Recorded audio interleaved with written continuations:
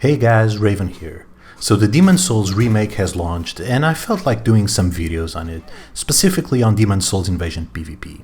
I'm having fun playing this game. It looks gorgeous by the way, but I haven't seen a lot of videos for new players that didn't play the OG Demon's Souls. So I decided to do an introduction to Invasion PvP for people that want to try out invading on this game. The build shown here was just a test build. His stats are all over the place, and I was using a variety of spells and weapons that don't necessarily synergize well. Therefore, this build doesn't have a clear identity or big damage output. I have made several more builds that I will showcase on future videos. Before I start commentating on specific topics, I'll say two things. There is a great video by DengitJM on Invasion matchmaking that I highly recommend you go see. Secondly, I'm using the gold coin glitch in a save file in order to do as many builds that I want and play at all soul levels. If there is enough interest, I can make a pinned comment on the video on that. But feel free to search YouTube on how to do this. Bear in mind that the gold coin glitch will be patched shortly, as Bluepoint, the game devs, have said so themselves. This glitch doesn't give invaders any advantage while invading, and is just a way to allow players to do invasion builds. You know, like that respec option that this game severely lacks. Anyway, let's get into it. Matchmaking.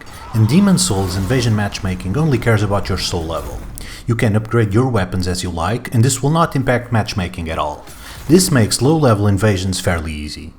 Although you will only have half of your HP while invading, 75% with the Cling Ring, you will likely output more damage than your opponents, due to the fact that your weapons will be highly upgraded and your opponents will likely not be. One exception are Password Summon Phantoms. Their damage and soul level are not downscaled in this game, so keep an eye out for that. Also, up until soul level 60 or so, not investing a lot in stats but upgrading your weapons allows you to have a decent damage output while allowing to try different stuff. Another thing is that this game, contrary to Dark Souls 3 for example, does not seem to prioritize worlds with blue phantoms relatively to lone hosts, so you will be fighting lone hosts a lot of the time. Healing. Learning how to heal well is a staple of all Souls games. The grass healing system in Demon's Souls heavily favors invaders. As an invader, you are likely to have more healing items and more powerful ones than your opponent. This is because you are choosing when to invade and are stocked up on healing items, while hosts are often rationing their healing items for PvE. This can oftentimes nullify your health disadvantage relatively to the host. Also, healing is very fast in this game and needs pressure to punish well, something most hosts don't do. Healing takes less importance as you go up to higher level invasions, as the damage output goes up by so much that healing items become less useful, as you can be one or two shot by several things in this game. This is one of the reasons why Second Chance, a fate spell that will kick in when your HP reaches 0 and gives you 50% HP, is a staple of Demon's Souls PvP. Shields. Like in Dark Souls 1, shields are very strong. They can be upgraded for additional stability, and I highly recommend you do so. Like in Dark Souls 1, there will not be a riposte when your opponent guard is broken, and so a lot of players will always have a shield and will use it abundantly. It is a low-cost, high-reward strategy. That is why every invasion build must have a way to bypass shields.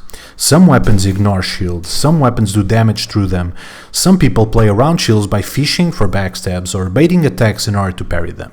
Just keep in mind that every build you do should have some sort of counter to shields. Poise. Generally speaking, there is no poise in this game. No passive poise as in Dark Souls, or no active poise as in Dark Souls 3. Some attacks are reported to have hyper armor, but I haven't witnessed them firsthand, as they are not common at all. If you swing before your opponent, or later than him but your weapon is faster, you will always interrupt their attacks. It doesn't matter that he uses the heaviest armor set in the game with the Dragonbone Smasher sword. That is why a lot of PvPers will play on very light armor. They will lose damage absorption, but avoid the stat spread and/or ring usage needed for heavy armor. A fine strategy is to have a very fast weapon like a dagger or a curved sword in order to relieve pressure by always interrupting your opponent, allowing you to heal. Backstabs. This game uses a single confirm system similar to Dark Souls and different than the double confirm system on Dark Souls 3. What your opponent sees on their screen determines if they get the backstab, not what you see on your screen. However, if you roll out a single frame before the backstab, you will be sucked into the backstab animation, but you will take no damage.